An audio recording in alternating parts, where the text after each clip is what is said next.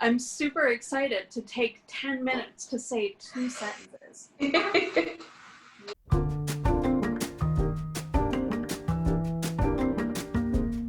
Hi, I'm Julia, president and founder of the What You Should Read podcast, and I'm a Christy. I'm Rachel, and I'm a Stacy. I'm Kelly, and I'm a Marianne. I'm Kim, but I am also a Claudia. Hey, Kim, welcome to our podcast. It's so great to have you. Thanks for having me. Yeah. So today we're talking about Claudia and Mean Janine, the episode of the Babysitters Club Netflix series.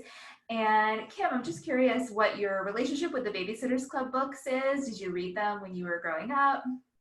Oh my God, did I read the Babysitters Club? I read them obsessively. I remember just like scrounging up, like saving up as much allowance money as I could, and then like immediately going to like the mall bookstore and just like buying them. I checked out some from the library as well, but my problem was I always forgot to return library books, so and then I was like too scared to deal with the fine or just even deal with being late, so I just didn't do that. But like I collected a ton of them, and then especially like I remember a lot of the super specials too. Mm-hmm. And the suspicious amount of like summer vacations that I went on for being 13. Like yeah, it's like they went on a different trip every week. Right. It's like that would be an insane amount of travel for like someone who's a grown adult with a credit card, let alone like a child. Yeah. Totally. But yeah. Well, I'm glad we have you to talk about today's episode, because I know you and I have talked a little bit about this before, and you said I'm a Claudia, so I know you definitely identified a lot with the character growing up. Yeah. There's so much with Claudia. Like, I mean, kind of growing up, I obviously Asian representation is like very lacking in media, but particularly the kinds of, types of Asians I would see, there was always a stereotype of, this very bookish, very good at math Asian kid. And I was not great at math ever. I'm not, that's not my strong point. And maybe it's because of Claudia that I'm not good, or because of Claudia that I was like kind of willfully like, I'm not doing math. But like I, was into art as a kid. And I also had like a much older sister who was very brainy. And she actually did try to teach me algebra when I was 7. And she was like, you need to know this. And I'm like, you can't add X, that's stupid. So I had like this kind of similar dynamic. Like my sister wasn't obviously not as like, rigid as Janine, but she was definitely like the, grown up and was, trying to like relate to me as a kid. And I was just like off drawing, like I was like making my own little comic books and everything. And I was doing that. And, I did have like a contentious relationship with my sister until I became an adult. And then now we're chill. So, yeah. I love the image of her trying to teach you algebra when you're 7. It's just like, I want to draw a butterfly.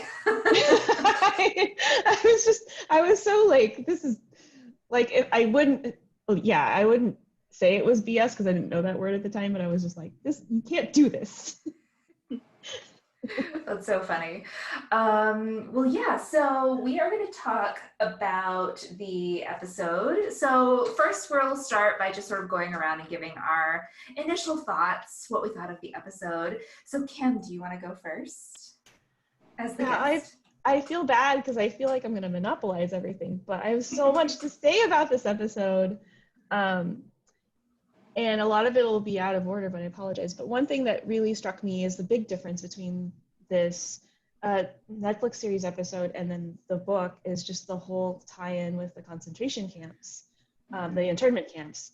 And at the very end, I know this is backwards, but at the very end, there's a song that plays, and that is a song directly from one of my favorite artists whose poster is actually hanging up in my room. And Kishi Bashi, who is a Japanese-American musician, and he recently, like last year, released an entire concept album based on the research he had done by going back to internment camps and visiting them. And he's created, you know, this whole concept album based on the stories of people that lived and, you know, had relationships and, you know, just kind of lived everyday life in the internment camps. And I heard that and I was like, then I start crying because it just was so, like, I was just kind of wasn't expecting to go that deep with this. So That's amazing. I mean, it was already like, I know that like the Mimi storyline is all very like, I was expecting emotion from that part, but then like just to add that extra punch of like the backstory of Mimi and then why she's going back to these words is just like, so intense. Yeah, they've definitely, I mean, in every episode in this series, they've updated something and brought in, you know, different storylines. But this episode in particular, I think, is the most important update that they've made, what they've brought in. And it just also kind of made me think about how we are holding families now, still today. And it's just like, oh my gosh. Yeah, it was, and that's amazing about the singer. I noticed, I was looking online, and this episode was written by Jade Chang, who wrote the novel The Wangs versus the World, and which is a really good book. If anyone, you should read it.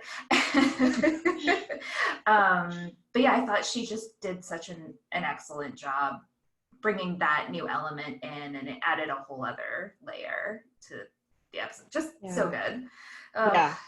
Yeah. Kelly, what did you think of the episode? Well, first I want to say that I feel like every time I talk about this series to people, I always say, oh, you know, it's so fun. I have the best time. And rewatching this, I'm pretty sure there is not an episode of this that doesn't make me cry at least once. So it's, you know, like I always think, oh, this is so fun and I'm having the best time. And then it's like, oh, right. Internment camp for Mimi as a child. And it's just, yeah, everything about this episode I think is just so good and so well done. And it doesn't feel like homework, because I feel like most of us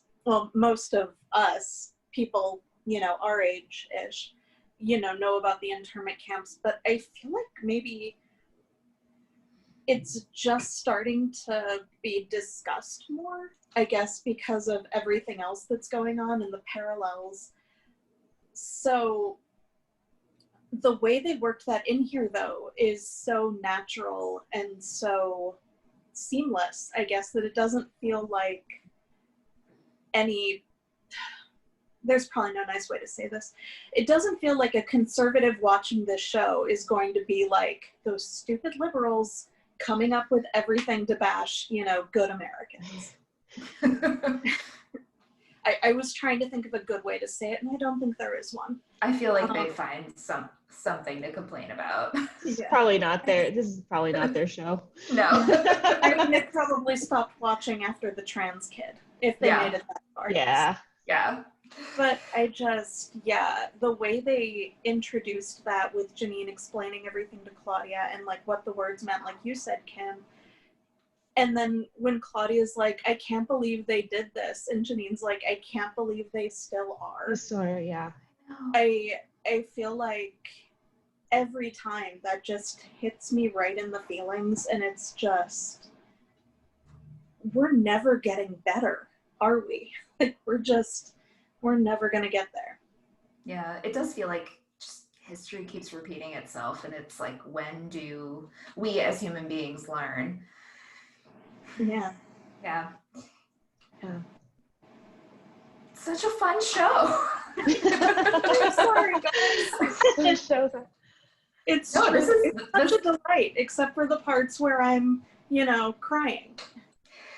I think it's delightful because of those parts. Yeah, you know, like, that's true. Yeah, it's a release. It makes you feel something. It's good. It's really good. It's a good show. Rach, what did you think?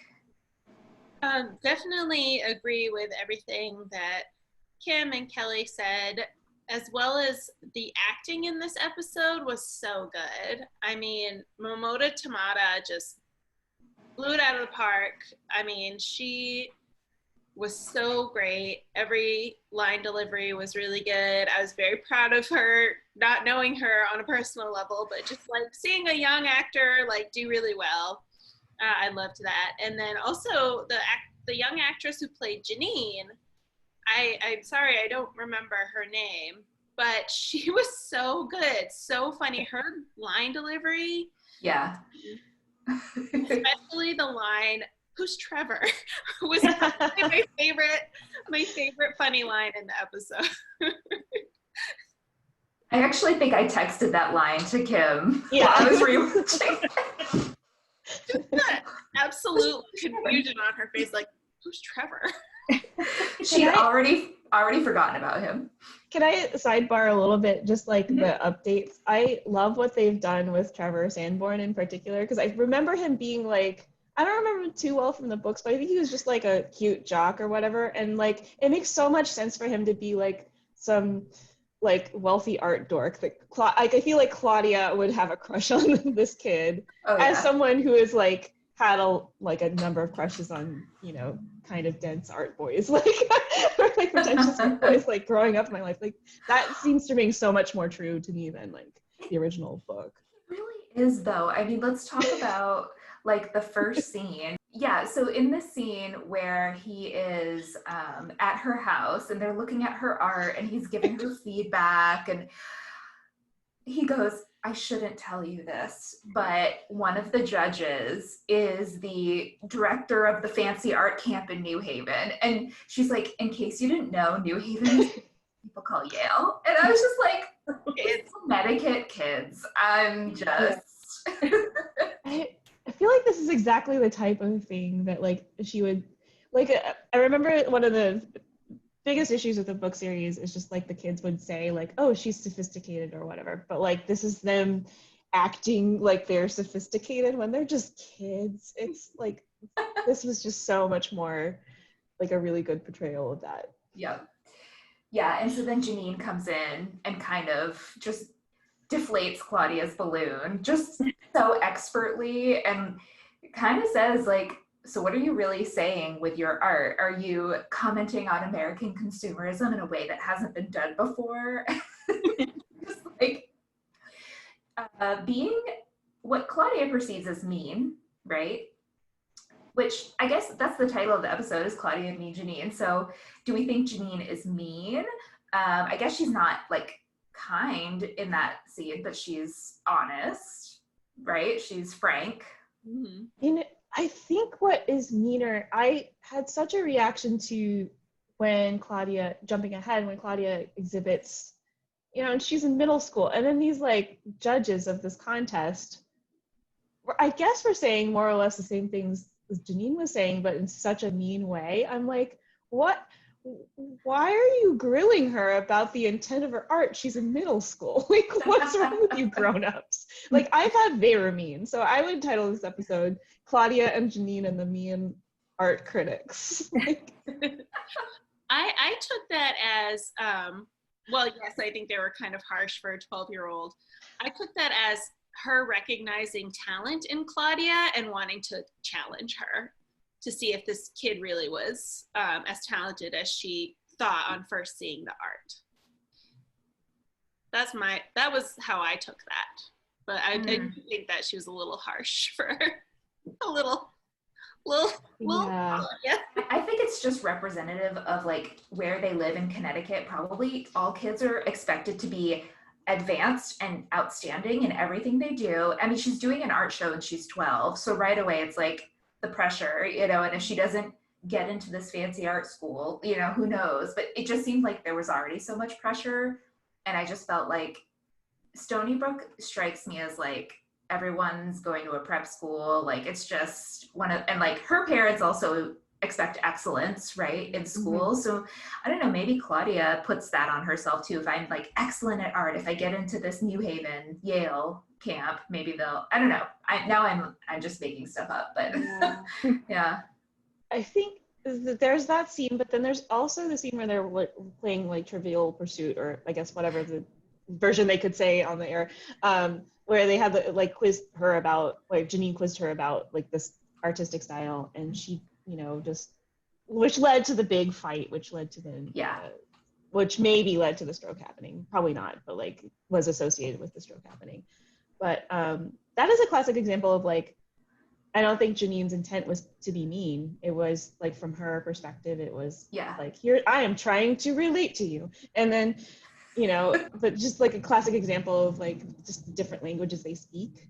Yeah. And, you know, the communications, which is also borne out. Like there's a lot with languages here.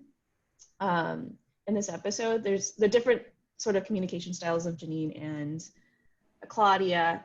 And then there's also a literal language barrier when Mimi loses her ability to really speak English for a while, but still like reverts to Japanese. And then Janine can keep up, but you know, Claudia doesn't have access to that, which is a very similar dynamic to me and my sister. My sister still speaks Vietnamese and I do not. So that was another like, there's a lot of tears in this episode. I'm just gonna say, a lot of things that were shed. Yeah. Wow. That's a good point, I think, about the languages, because in that scene with Trivial Pursuit, Janine is even saying like, maybe we should let you both take extra turns in order to make it more fair or something. Like to her, she's probably thinking like, oh, I'm so nice to offer this because I'm a genius. So clearly.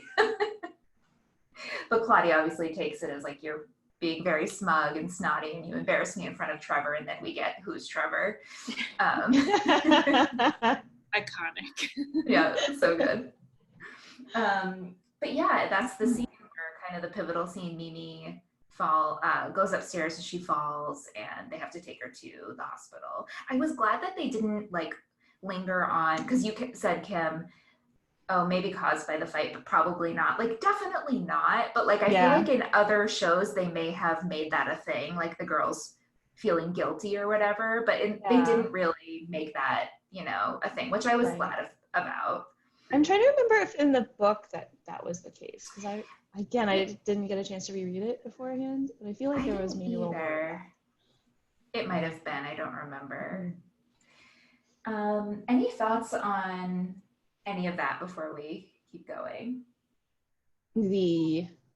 Just in general, or? Yeah, the Trivial Pursuit. So they're at the hospital. Oh, this is one of my favorite scenes where Janine just knows how to be a brain doctor. She's like 14 and she's talking to the doctor and she's like, you know, neurology is one of my passions. This was in an earlier episode, so not this episode, but I love how like Janine's character has like been more fleshed out in this TV series compared to the book, where she was just like a kind of, I guess, general textbook nerd, but now it's like very specific and very 2020. Like I think Claudia makes some reference to, you know, watching Janine correct people's grammar on Reddit, and I was just like, that's just so like that's just such a specific person. Like it almost seems like Janine has like maybe is somewhat on the spectrum in terms of just like very, or maybe, you know, I don't know if that's problematic to just kind of diagnose someone with, or like to say that about someone, but she definitely has like a very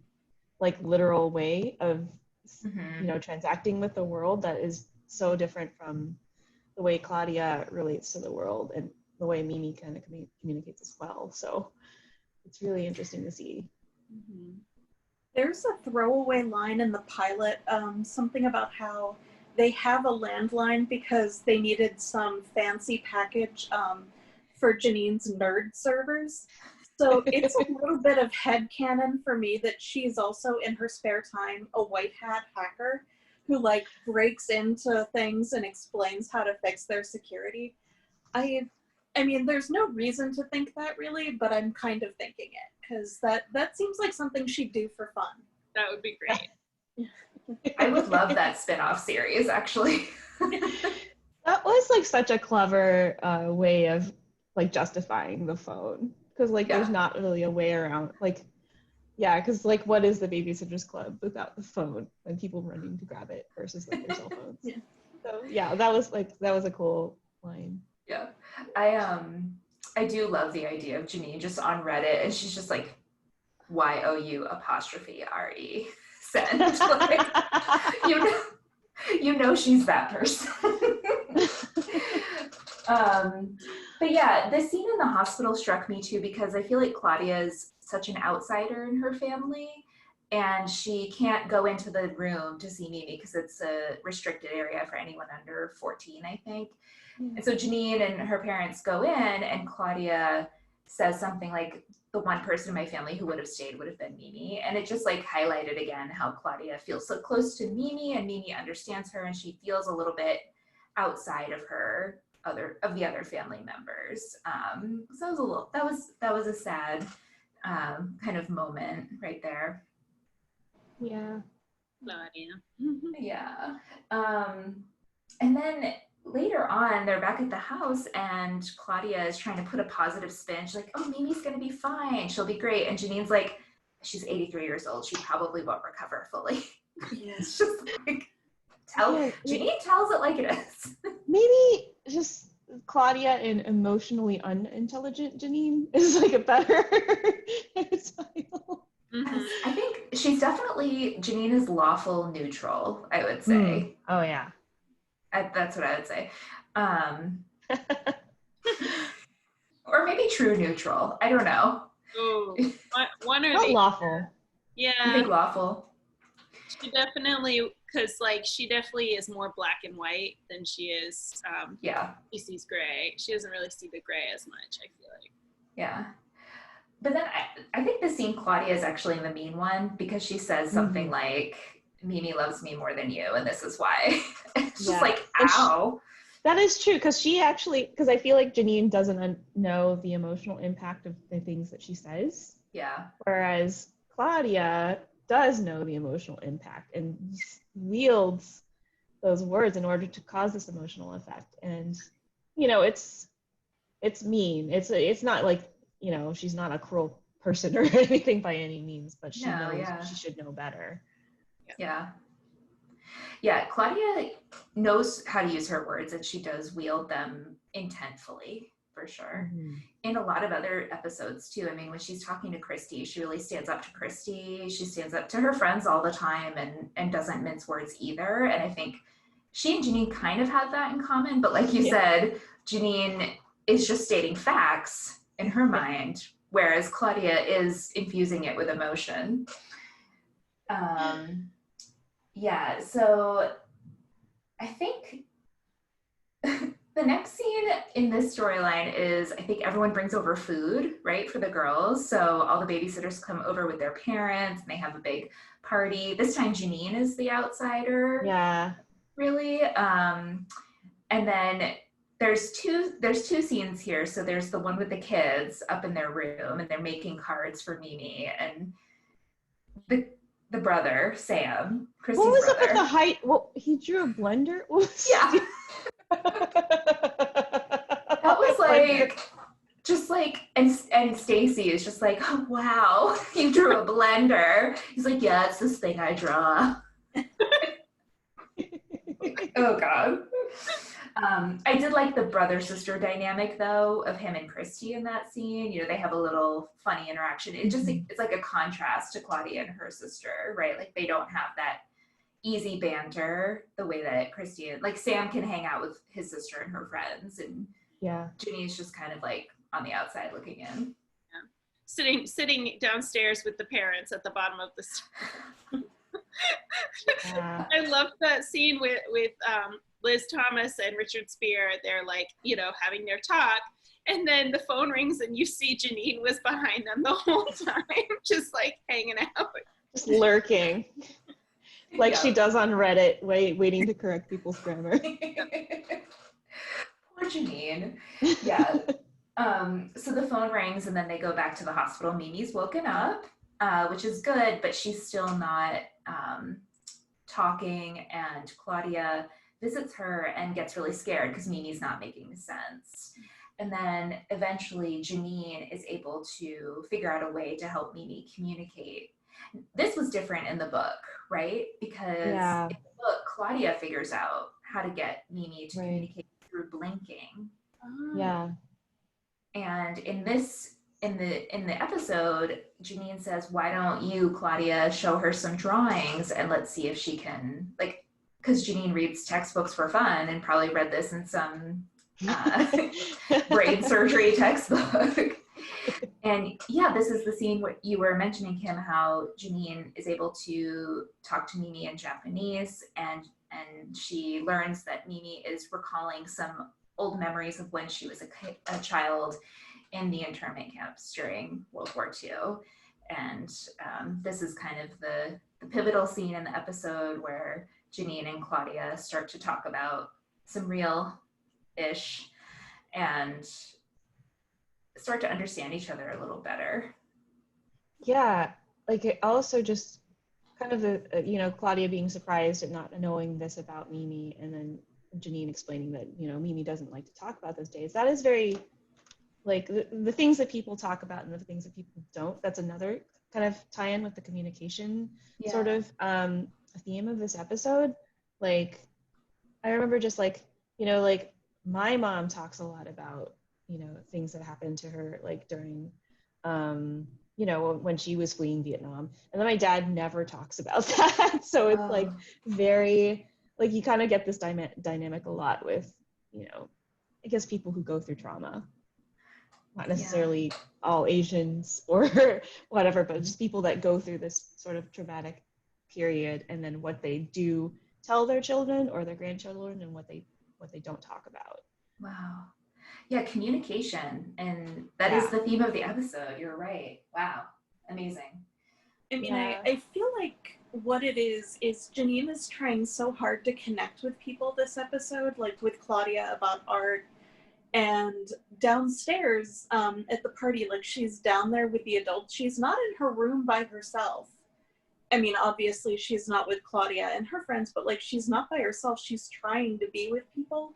She just doesn't quite know how to get there and how to like, she kind of does seem like an alien who's been left in the compost heap, like Claudia did. Yeah. Oh, that is mean. That is super mean. Claudia was being mean. I was like, damn, Claudia, that's... But I don't have siblings, so maybe that's how it goes.